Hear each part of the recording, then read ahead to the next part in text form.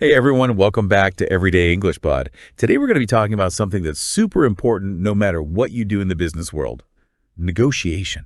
Yeah, negotiation skills are really essential, whether you're closing big deals or just navigating those everyday interactions at work. And we've got a ton of great insights to share with you all today from a bunch of different experts. Yeah, so think of this as your ultimate guide to becoming a better negotiator.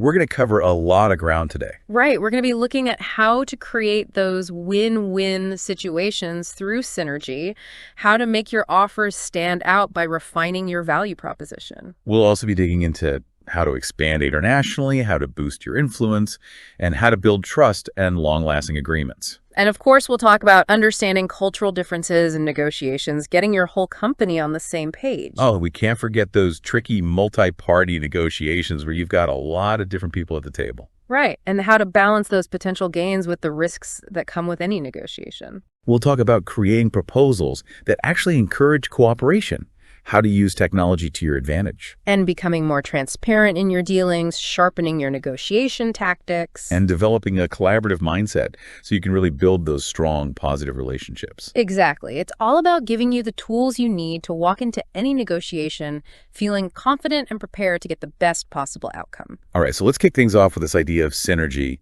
and mutual growth. It sounds great in theory, but how do you actually make that happen?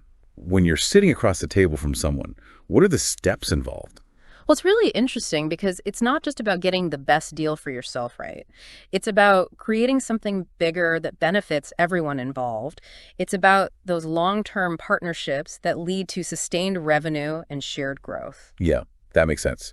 So it's not just about winning this one negotiation. It's about setting yourself up for success down the road. Exactly. And one of the most important things you can do is build that foundation of mutual trust. Without trust, it's really hard to achieve true synergy. Absolutely. So how do you actually build that trust during a negotiation? What are some things you can do right off the bat? Well, some research has actually shown that being upfront about your goals and even your limitations can be a really powerful trust-building move. Oh, that's interesting. You'd think you'd want to hold back some information, right? Yeah. To maintain some leverage. You'd think so, but being transparent actually encourages the other side to be open too. And that can create a much stronger foundation for collaboration and synergy. It shows you're not trying to hide anything or play games. Right. It sets a different tone for the whole negotiation. The experts we've looked at also emphasize the importance of clarifying responsibilities early on. Why is that so crucial for creating synergy? Well, think about it like this. If you're trying to build something together, everyone needs to know what they're responsible for. If there's confusion about roles, it can lead to conflict and slow down the whole process. Yeah, those unclear expectations can really create friction, and that's definitely not what you want when you're aiming for synergy. Exactly. So by defining roles and responsibilities up front, you're essentially creating that blueprint for a successful partnership. Everyone knows what they're accountable for, and that just makes everything run smoother. It's like setting those clear boundaries from the get-go, right? So everyone can stay in their lane and focus on what they do best. Precisely. And another really important aspect of building synergy is negotiating realistic timelines. Yeah, that seems crucial for long-term success. Why are realistic timelines so important in this context? Because they build confidence and reduce uncertainty. When everyone feels confident that the deadlines are achievable, it just creates a much more positive and collaborative environment. Makes sense. If you're constantly stressing about unrealistic deadlines, it's hard to focus on building those long-term relationships. Exactly. And remember, those unrealistic timelines can actually undermine that whole idea of shared growth and progress. So once you've laid that foundation of trust and clear expectations, the next step seems to be really getting into the nitty-gritty, talking about specific objectives and figuring out those pricing models, hopefully with some solid data to back it all up. Absolutely. Identifying those core objectives, the non-negotiables for both sides, and grounding those pricing discussions in real data helps to create a more concrete and objective starting point. It's not just about hopes and dreams anymore, it's about numbers you can actually work with. Right. It's about taking those big, exciting ideas and translating them into a practical plan that everyone can understand and get behind. Precisely. And then to make sure everyone stays on track and that you're actually achieving those synergistic outcomes, you need to talk about performance indicators. Yeah, those measurable goals. I can see how those would be important for accountability, right? Exactly. Instead of just saying, let's increase sales, You might agree on a specific percentage increase in a certain market over a certain period. That way, everyone can track progress, and you can make sure you're both holding up your end of the bargain. It's like setting those clear benchmarks so you know if you're actually moving towards that shared vision of success. Right, and that's how you build true synergy, through shared accountability and measurable progress. Now, no negotiation is without its challenges. I know the research we looked at mentioned things like currency fluctuations and regulatory hurdles. How do you factor those into a negotiation where you're really focused on building synergy? Well, it's all about proactive risk assessment. Addressing those potential challenges up front before they actually become problems shows that you've done your homework and are prepared to work together to overcome obstacles. So it's not about ignoring those potential problems. It's about facing them head on and coming up with solutions together. Exactly. For example, if you're negotiating a deal that involves multiple currencies, you might proactively discuss ways to share the risk of currency fluctuations or explore hedging strategies. Right. So it's about thinking ahead and having those conversations early on, rather than waiting for a problem to arise and then scrambling to fix it. And when it comes to regulatory hurdles, being transparent about those potential challenges and demonstrating that you're committed to navigating those complexities together can go a long way in building trust and strengthening that synergistic partnership. So it's about approaching those challenges as a team rather than letting them become a source of conflict or tension. And what about those unexpected market shifts that can sometimes throw a wrench into even the best laid plans? How do you protect that shared growth you've worked so hard to create? Having a strong contingency plan is crucial. So it's about being prepared for those what-if scenarios, right? Exactly. It's not about being pessimistic. It's about being realistic and having a backup plan in case those initial assumptions change. If the market suddenly shifts, you need to be able to adapt and adjust your strategy to ensure that both sides can still benefit from the partnership. So you're basically saying you need to be agile and adaptable in your approach to negotiation, especially when you're aiming for long-term synergy. Precisely. It's about being proactive and thinking ahead, rather than reactive and scrambling to catch up when something unexpected happens. And speaking of being proactive, we talked about the role of technology in negotiations. How can technology help you build synergy and strengthen those partnerships? Well, technology offers some amazing tools for enhancing collaboration and communication throughout the negotiation process. Imagine using a shared online platform where both sides can edit documents in real time, provide instant feedback, and track progress together. Oh, yeah. I can see how that would streamline communication and just make everything so much more efficient. And what about data analytics? Can that play a role in synergy building? Absolutely. By using data analytics tools, you can actually visualize potential synergies based on shared data, which can lead to more informed discussions and a stronger sense of shared purpose. So technology can actually help you identify those areas where you can really complement each other and create something bigger than either of you could achieve alone. Exactly. It's about leveraging those tools to really unlock the full potential of the partnership. And of course, we can't forget about the legal framework. Getting your legal teams involved early on sounds like a must for protecting everyone's interests in a synergistic partnership. Absolutely. By finalizing the legal aspects early on, you create clarity and provide a solid, legally sound foundation for the entire collaboration. So it's about setting those clear boundaries and making sure everyone is protected, which ultimately builds trust and confidence in the partnership. Exactly. And involving your legal teams ensures that the contract adequately reflects the shared vision and minimizes the potential for disputes down the road. Okay, so it sounds like thorough preparation and due diligence are really key to fostering that stakeholder confidence that leads to those long-term strategic alliances we've been talking about. Precisely. When both sides have done their research, understand each other's needs and goals, and feel confident in the potential of the partnership, it creates a much more solid foundation for long-term success. So the big takeaway here is that effective negotiation for synergy isn't just about finding a compromise. It's about actively creating that shared vision for growth and then putting the structures in place to actually make it happen. Right. It's about being proactive, being transparent, and being committed to building something that's mutually beneficial and sustainable over the long term. Okay, let's switch gears a bit and talk about international expansion. Negotiating deals in global markets must come with a whole other set of considerations. Definitely. When you're looking at international expansion, especially collaborations with companies in emerging markets, there are huge opportunities for mutual advancement.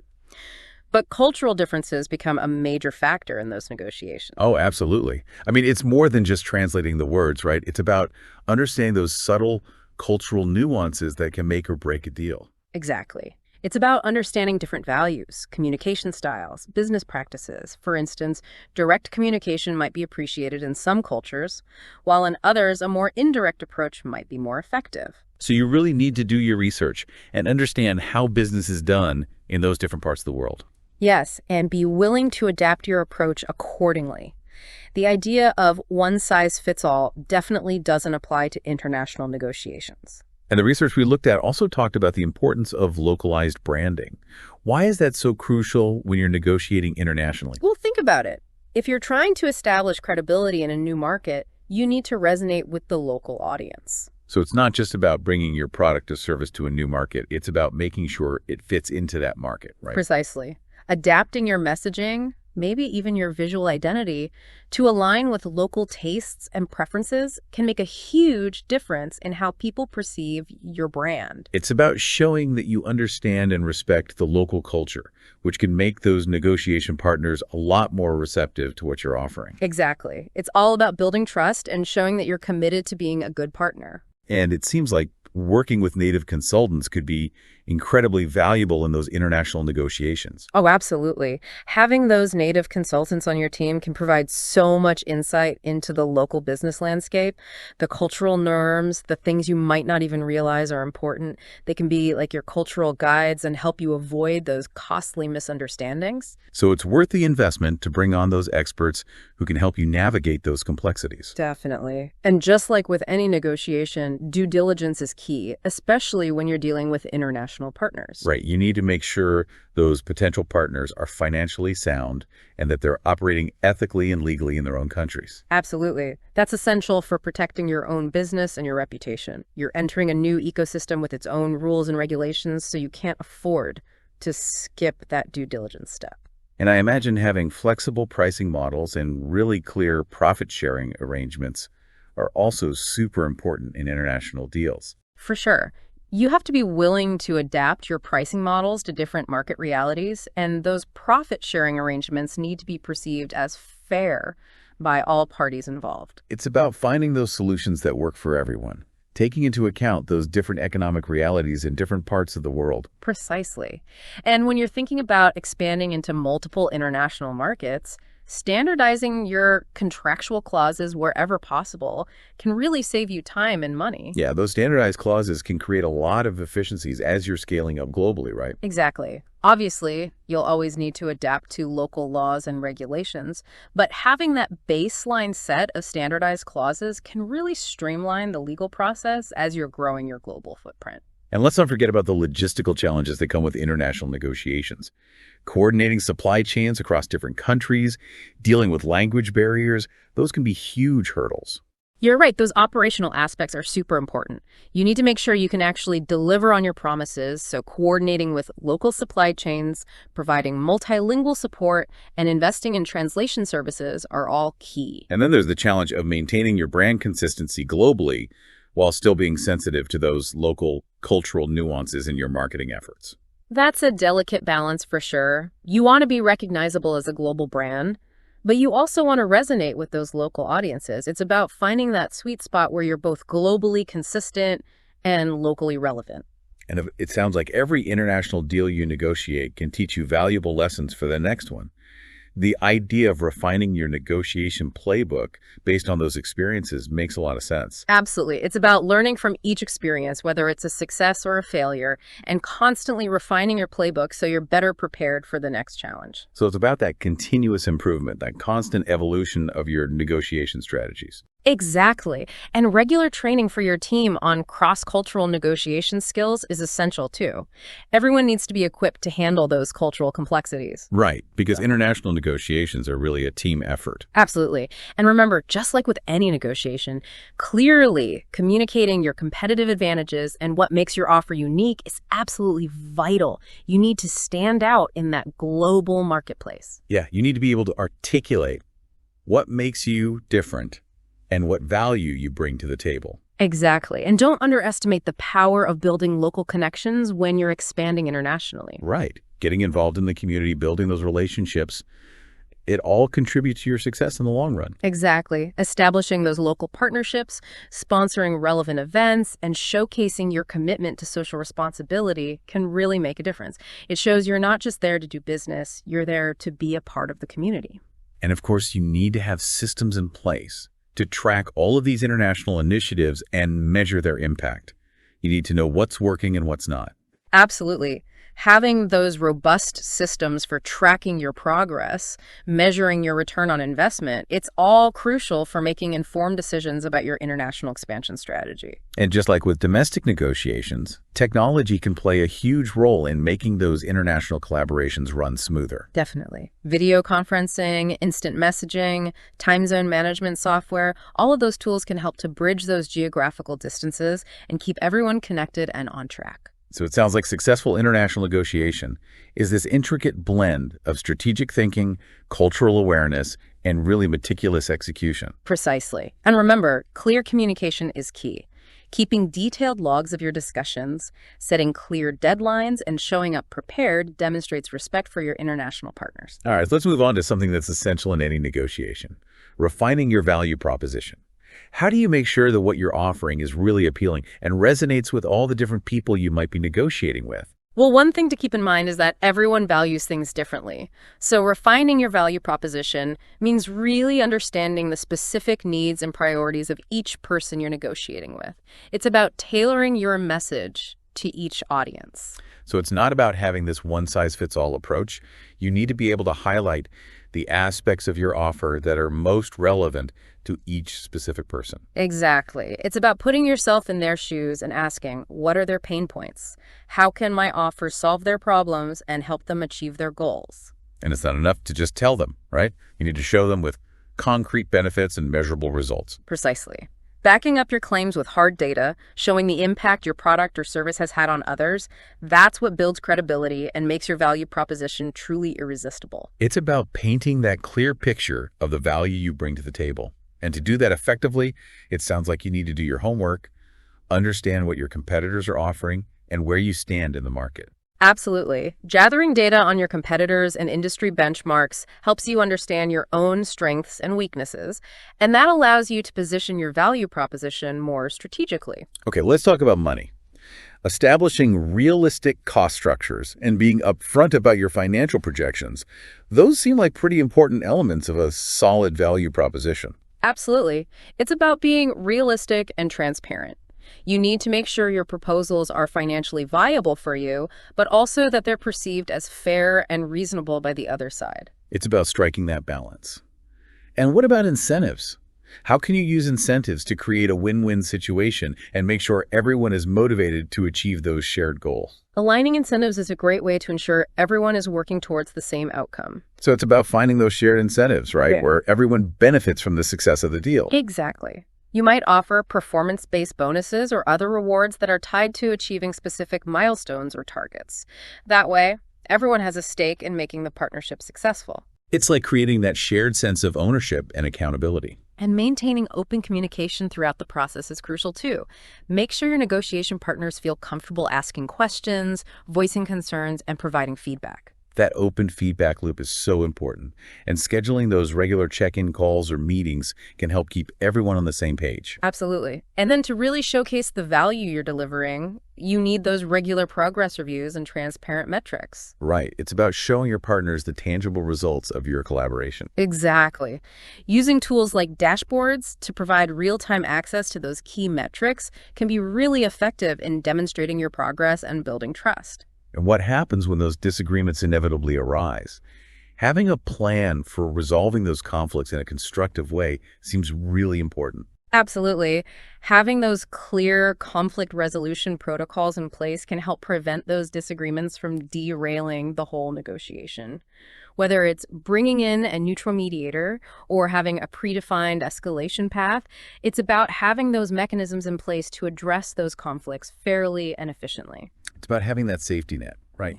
Knowing that there's a process for working through those disagreements in a way that preserves the relationship. Exactly. And remember, it's not always just about the formal negotiations. Sometimes building rapport outside of those formal settings can really help to strengthen the partnership and make your value proposition more appealing. Yeah. I mean, taking the time to connect with your counterparts on a personal level, understanding their motivations and what's important to them, that can make a huge difference. For sure. That personal connection can go a long way in building trust and making the negotiation process more collaborative.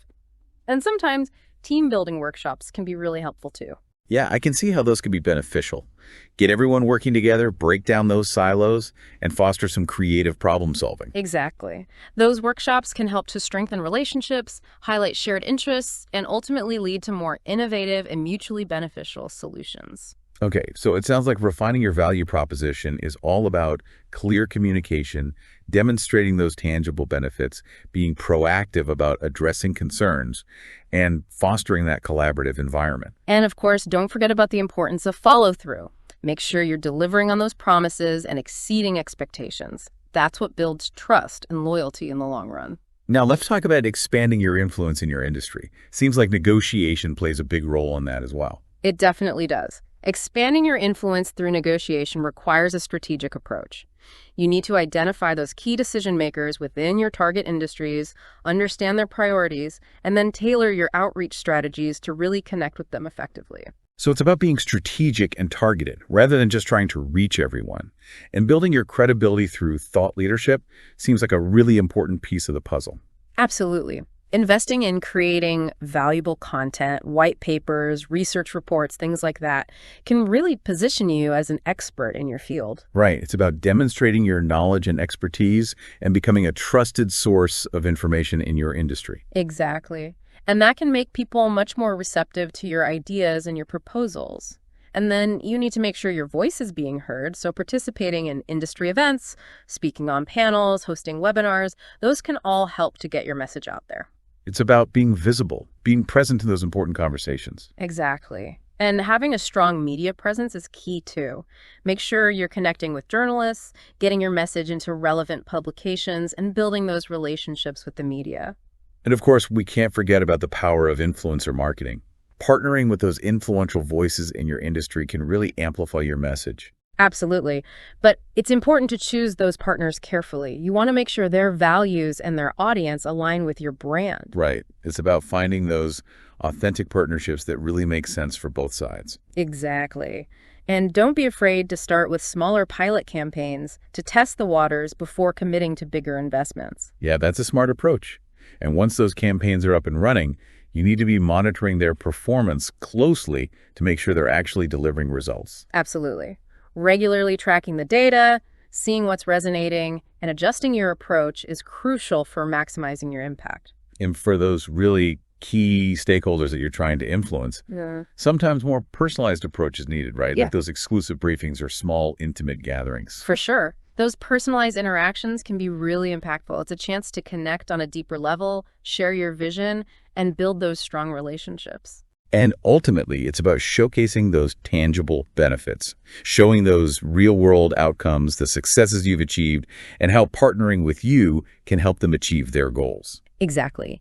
Data and evidence are incredibly persuasive. It's not enough to just talk about what you can do. You need to show them what you've already accomplished. So expanding your influence is really about building those relationships, demonstrating your expertise, and consistently delivering real value. Precisely. And remember, follow-up is key. Stay in touch with those key stakeholders, nurture those relationships, and keep the conversation going. Okay, let's shift our focus now to something that's increasingly important in today's business landscape. Negotiating with a long-term perspective, with a focus on sustainability, ethical practices, and responsible resource allocation. You're absolutely right. More and more companies are recognizing that these considerations are not just nice-to-haves, they're essential for long-term success and building a strong reputation. It's about aligning your business practices with your values. And it seems like showcasing your commitment to sustainability can be a real advantage in negotiations. Definitely.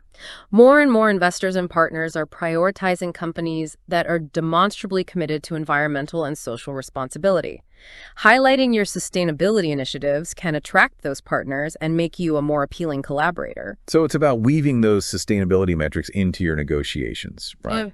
showing the tangible steps you're taking to reduce your impact and operate responsibly. Exactly. For example, you might highlight your efforts to reduce your carbon footprint, your investments in renewable energy, or your partnerships with ethical suppliers. And conducting those thorough audits of your supply chains and making sure you're working with vendors who share your values. Absolutely. Showing that you're actively working to minimize your environmental impact throughout your entire supply chain is incredibly important.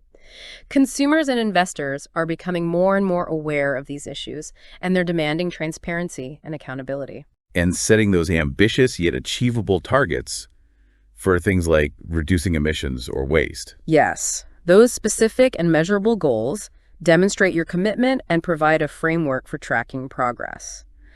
And it's not just about setting those goals internally, it's about incorporating them into your contracts and making those sustainability commitments legally binding. That's interesting. So you're saying you should actually include those sustainability clauses in your agreements with partners and suppliers. Absolutely. That way, everyone is held accountable for upholding those standards, and it sends a strong signal to the market that you're serious about sustainability. And engaging with the local community, supporting initiatives that benefit the communities where you operate? Yes, that's a crucial aspect of being a responsible corporate citizen. Supporting local charities, volunteering, participating in community development projects, all of those things demonstrate your commitment to making a positive impact beyond just your bottom line. It's about being a good neighbor, right? And showing that you're invested in the well-being of the communities where you do business. Precisely. And all of these efforts should be part of a larger, clearly defined sustainability policy within your organization.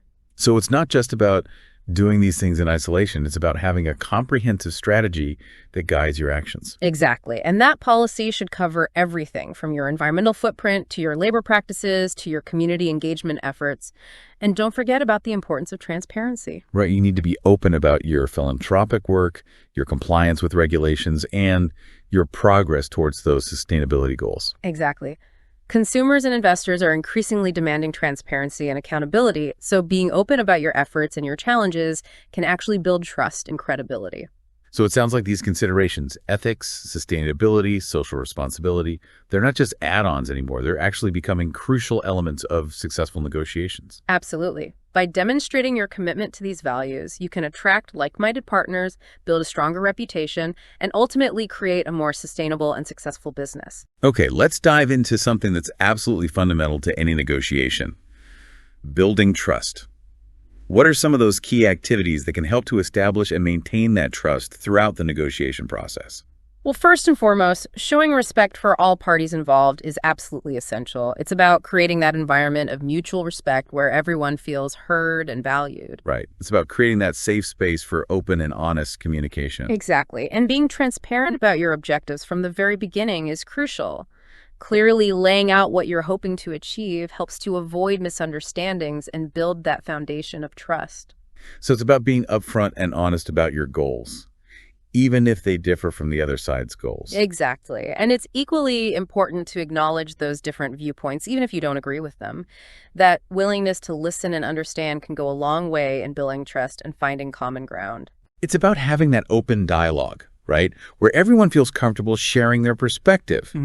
And the research we looked at really emphasized the importance of ongoing communication, not just at the beginning of the negotiation, but throughout the entire process. Absolutely. Regular check-in meetings, consistent communication, those are all key for keeping everyone informed, addressing any emerging concerns, and making sure the negotiation is staying on track. So it's about proactively managing those expectations and making sure everyone feels like they're in the loop. Exactly. And another really simple but effective way to build trust is by documenting every decision that's made.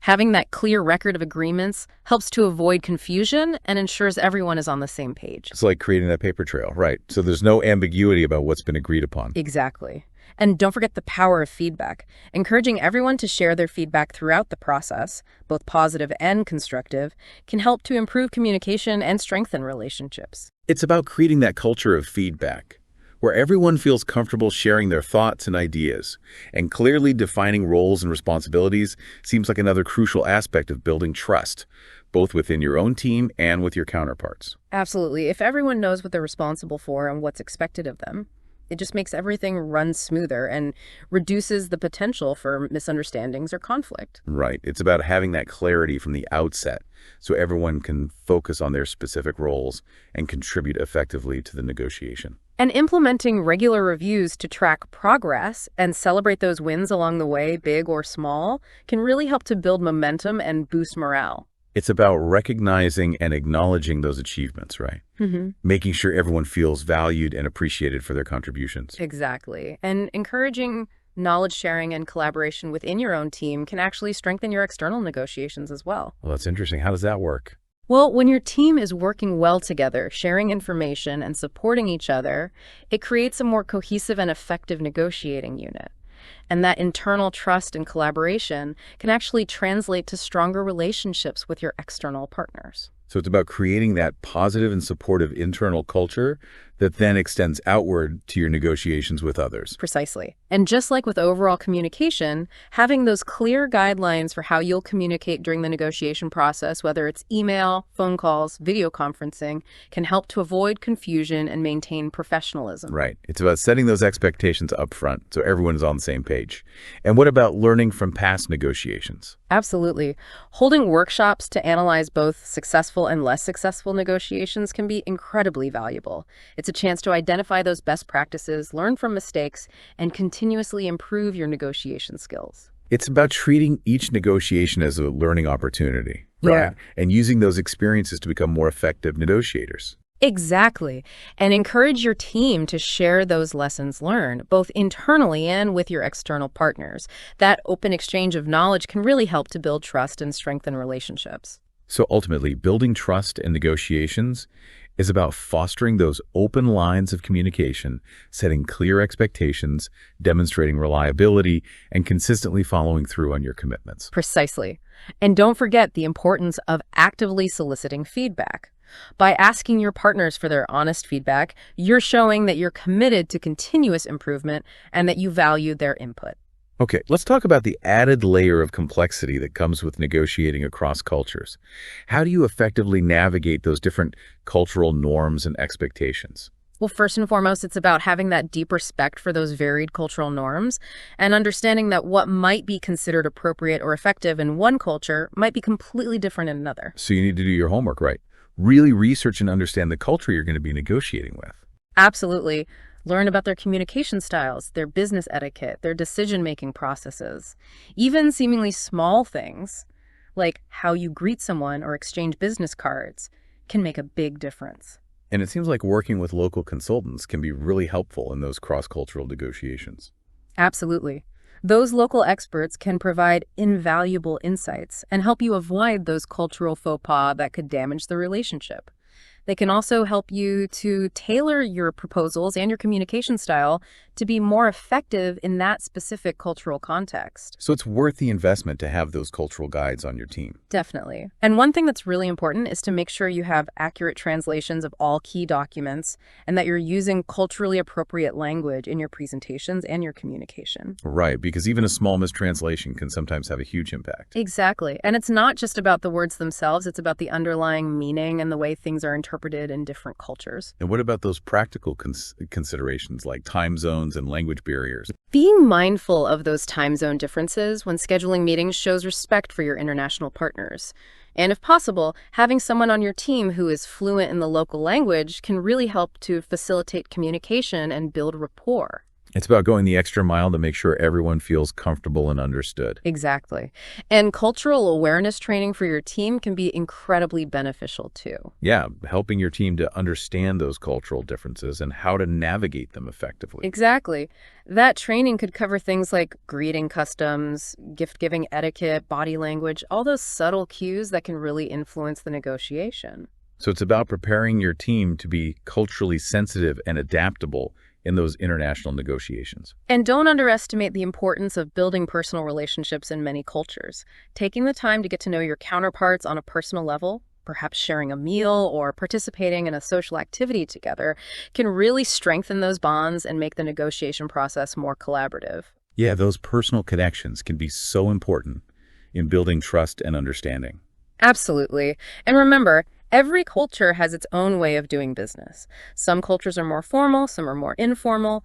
Being aware of those differences and adjusting your style accordingly can make a huge difference in how you're perceived. It's about being adaptable and Right. respectful, right? Showing that you're willing to meet them halfway. Exactly. And using visuals in your presentations can be really helpful, especially when there might be language barriers. Yeah, those visuals can help to transcend those language differences and make your message clear. Exactly. And don't be afraid to pause frequently during the negotiation to summarize key points and make sure everyone is on the same page. Especially when there might be those cultural or language differences that could lead to misinterpretations.